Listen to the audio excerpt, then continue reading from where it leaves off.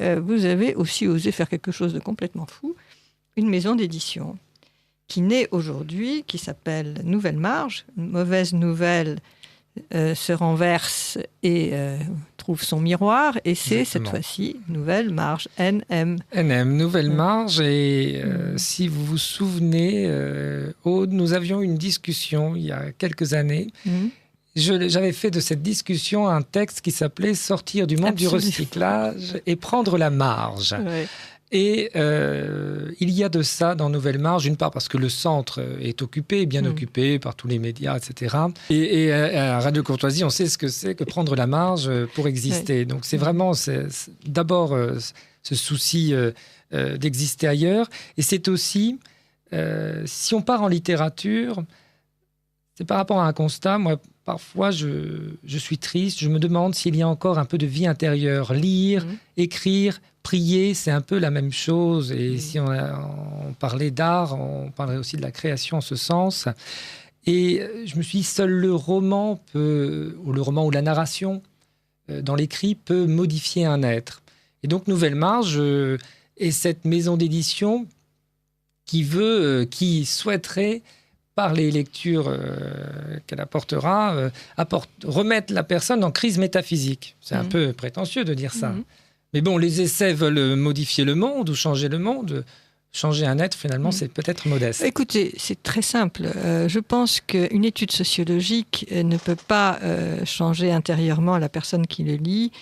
Le roman, la littérature, la poésie, c'est quelque chose d'initiatique et peut changer parce qu'elle parle à un autre niveau. Et d'ailleurs, c'est très étrange parce que ce roman dont on va parler, c'est exactement ça. C'est-à-dire qu'au fond, elle va raconter l'histoire d'aujourd'hui que nous vivons tous, mais sans la sociologie, sans la psychologie, sans les sciences humaines, alors qu'elles sont en décor. Si vous voulez, ces choses-là ne sont plus que le décor. Et devant, vous avez des personnages qui n'en ont rien à faire, parce qu'ils fonctionnent complètement différemment de la machine intellectuelle qui est derrière et qui les encadre, parce que quand même, on sent bien que l'encadrement est là. Et ça, j'ai trouvé que c'était un sujet de roman magnifique, évidemment. Et chapeau, Maximilien Frisch, pour un premier roman, vous avez fait fort. Oui, effectivement, j'ai beaucoup de chance de commencer cette aventure éditoriale avec Yaroslav et Djamila, puisque, disons le titre, livre, c'est le 5e roman de Sarah Vajda, roman qu'elle m'a confié. Et effectivement... Et elle a eu raison, parce que être le premier roman d'une maison d'édition, c'est quand même quelque chose de formidable. Ce roman, vous l'avez bien choisi à mon avis, parce qu'il ne pouvait être écrit qu'en 2015 ou 2016, je ne sais pas quand il a été écrit, mais enfin aujourd'hui. C'est-à-dire que vous entrez dans ce roman, vous reconnaissez la réalité de tous les matins, et vous reconnaissez les personnages et vous reconnaissez beaucoup de choses. Et pourtant, c'est de la littérature. Il n'y a aucun doute là-dessus. Ce n'est pas une enquête. C'est un roman poétique. C'est un roman d'amour. C'est ça aussi, je pense que c'est une nouvelle maison d'édition qui commence par un roman d'amour et qui vous donne de l'émotion aussi. Oui, eh bien, c'est fort, surtout que c'est un genre qu'il faut recréer perpétuellement. Exactement, parce que c'est toujours la même chose. Un roman d'amour, c'est globalement comment l'amour surgit et comment il est impossible, cet amour, parce que sinon, il n'y a pas ça, de... vous êtes bien français, là. Moi, je ne suis pas du tout une disciple de Denis de Rougemont. Bon, mais c'est là que la lecture du décor intervient, parce que finalement... C'est cette romance de Yaroslav et Djamila qui tombe amoureux au gré d'une brève rencontre. Et finalement, c'est l'âge glaciaire aussi dans lequel la société est rentrée qui empêche que cet amour prenne corps différemment. Mais il n'y a pas de fatalité, c'est ça que j'ai pas aimé. C'est la seule chose. Moi, je l'aurais terminé différemment parce que je ne crois pas que même dans l'époque glaciaire, l'amour ne soit pas plus fort que tout. Cependant, que la mort en particulier. Le roman se termine un peu sur un point d'interrogation, malgré tout. Oui, Vous pouvez tisser. Oui, non, d'ailleurs, j'ai tissé immédiatement et j'ai fait une belle fin en me disant c'est tout à fait possible. Voilà. Alors, on attend le tome 2. Voilà, peut-être, la suite. On va peut-être rentrer plus à l'intérieur de ce roman parce qu'il dit beaucoup de choses. C'est un roman à la fois profondément poétique qui se lit comme... d'abord, qui se lit pour la phrase, pour l'image, pour l'enchaînement, pour le rythme, enfin tout ce qu'il faut pour que ça se lise, ce qui est assez rare quand même. C'est le parti pris de la littérature et de l'écriture, donc ça y est, il n'y a aucun problème. Il y a la reconnaissance de la réalité, donc, qui est quand même quelque chose d'important pour celui qui lit. Il y a aussi... C'est un roman extrêmement cultivé, c'est-à-dire que on reconnaît ou on ne reconnaît pas. Ce n'est pas nécessaire de reconnaître la référence. Mais c'est un roman cultivé parce que comme il s'agit de tisser ensemble une toile où chaque personnage a une culture différente, avec cet arrière-fond des sciences humaines qui étudie avec des statistiques ce qu'ils appellent l'acculturation ou l'inculturation. Le jeune Nico, qui est un personnage... de sociologue assoiffé de justice, un jeune homme qui... En fait, si vous voulez, c'est la transformation du jeune révolutionnaire parisien dont l'arrière-grand-père a fait la Commune, qui, de fil en aiguille et de génération en génération, est devenu sociologue et nouveau militant des grandes causes d'autrefois. Donc là, on a quelqu'un de très enraciné, qui est déraciné par la sociologie, et donc, il y a cet œil froid qu'il faut avoir aussi. Mais, alors, Dieu merci, il a comme hobby le théâtre. Oui. Donc, disons qu'il a une culture littéraire qui le sauve. Donc, c'est très marrant d'ailleurs, parce que quand il regarde cette jeune émigrée, la très belle figure du roman, Jamila, le personnage féminin magnifique, la sociologie ne l'explique pas. Non. Ça, il est à côté de il a recours à la littérature. Il a recours à la littérature. Quand il voit une femme, il la voit à travers la littérature. On voit cette femme magnifique dont aucune littérature n'a jamais parlé.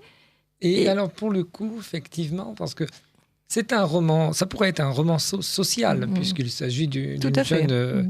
une jeune arabe, de dynastie arki d'un côté, islamique de l'autre, peu importe. Et ça se passe dans le 9-3. 9-3, Cité des poètes, etc. Bien, et ça pourrait être un roman social, mais Sarah Vajda, en gros, elle dit Jamila vaut mieux que Zola. On va pas lui donner, on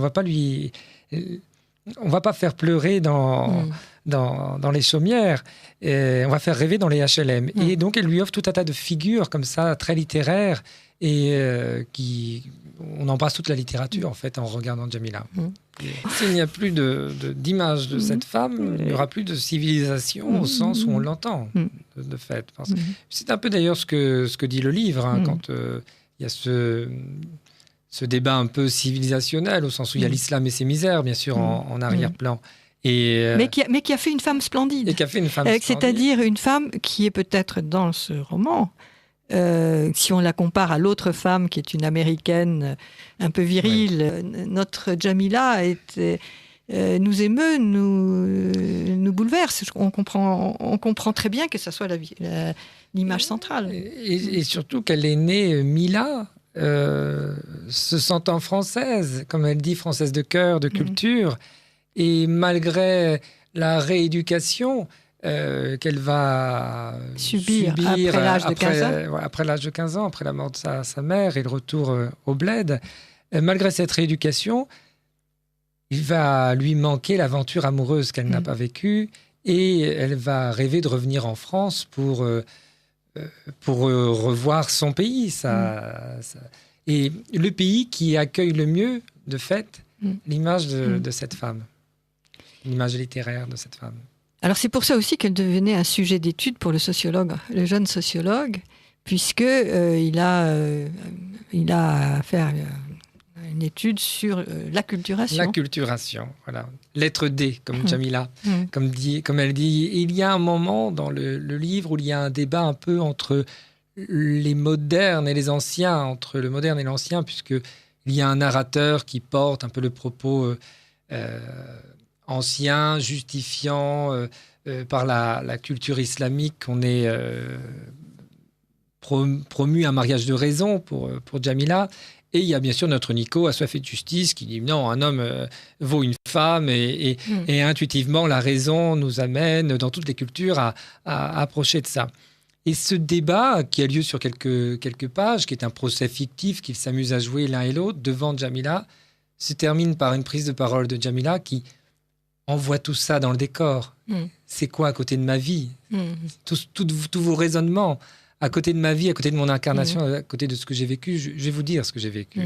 Et finalement, on en revient un peu au début, c'est-à-dire que quand bien même on essaierait de flirter avec l'essai, que la réalité de l'incarnation portée par l'écriture même d'un roman fait que ces paroles-là s'envolent au regard de la vie vécue par cette femme. C'est ça. En apparence, ce roman met en scène le multiculturalisme, avec son idéologie, avec ses croyances, puisque c'est la nouvelle idéologie qui a remplacé l'internationalisme de Lénine. Enfin, je peux dire que le multiculturalisme est une idéologie de pouvoir et de colonisation, si on peut dire, de l'Amérique, qui prend le pouvoir après la chute du mur de Berlin et qui est son soft power dans le monde entier.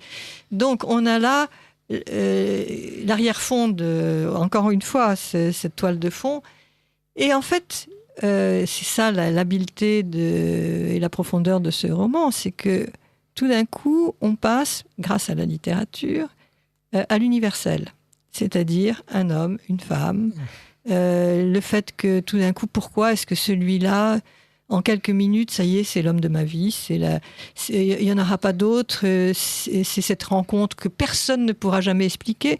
Et là, les deux personnages sont loin, parce que le héros est un Ukrainien, donc il vient de Russie. C'est un géant slave, baraqué, musclé, un colosse. Bon, et ce colosse rencontre Jamila. Et c'est plus loin, on ne peut pas trouver. Et puis ce colosse, il se quitte, il se trouve, il se quitte. Et après, il va aux États-Unis. Donc on voit déjà une sorte de carte du monde qui est la trame de ce roman, c'est l'arrière-plan de ce roman. Et alors il passe du monde soviétique aux valeurs américaines, il a tout gagné et c'est le vide. Et donc, c'est ce retour le souvenir de cette rencontre qui a duré 3 jours ou 3 heures. 3 jours, ça me semble ressembler à 3 jours, de fait. Il n'y a pas eu de rencontre sexuelle, si on peut dire. Non, c'est ça aussi la force de ce roman, je trouve. Avec une écriture très moderne, on est dans une histoire chaste. Parce que, alors ça vient un peu en rupture avec effectivement tout ce qui sort aujourd'hui, où ne racontons aucune histoire, on raconte la vie de ces boyaux. Là, c'est une histoire d'amour qui est très chaste. Parce que ça n'a pas besoin d'aller plus loin. Aller plus loin, ça n'aurait pas rendu plus jolie cette histoire, de fait. Et je trouve que la chasteté de leur rencontre révèle toute la vulgarité de la société extérieure, avec donc cette fabrication d'apatrides, cette civilisation de l'islam et de ses misères, encore une fois, qui révèle toute sa vulgarité dans son rapport aux femmes. Et c'est grâce à cette chasteté que ça peut rentrer en résonance. En résonance, exactement. Et on se trouve là dans l'universel et dans le fait que chaque culture a envie d'être elle-même, mais elle a envie d'échanger avec l'autre. Et que l'autre... alors c'est ça l'universalisme. Enfin, l'universalité, le sens de l'universel. C'est que l'être humain existe au-delà de ses particularités, mais ces particularités sont tout de même constitutives de son être. On est dans un autre raisonnement que le multiculturalisme. Oui, mais de fait, le multiculturalisme fabrique des apatrides. Alors que là, on a finalement des êtres qui sont ancrés dans une culture et qui veulent se rencontrer. Mais ils restent ancrés dans leur culture, dans leur choix aussi. Et il se produit une synthèse, parce que d'une certaine façon, la petite Jamila est une synthèse. C'est un peu comme dans l'œuvre d'art, parce que l'art est toujours imprévisible, toujours. C'est jamais là où on l'attend. Il y a une mise en relation qui, de fait, nous met en question, malgré tout. Et on ne peut pas rentrer en relation avec une œuvre d'art sans... Alors, je n'aime pas utiliser le mot questionnement, parce que ça rappelle l'art contemporain, et ce n'est pas du tout comme ça que je veux l'exprimer, mais de fait, on devient la question, on regarde la réponse qui nous est donnée de toute éternité. C'est comme ça que je voulais l'exprimer.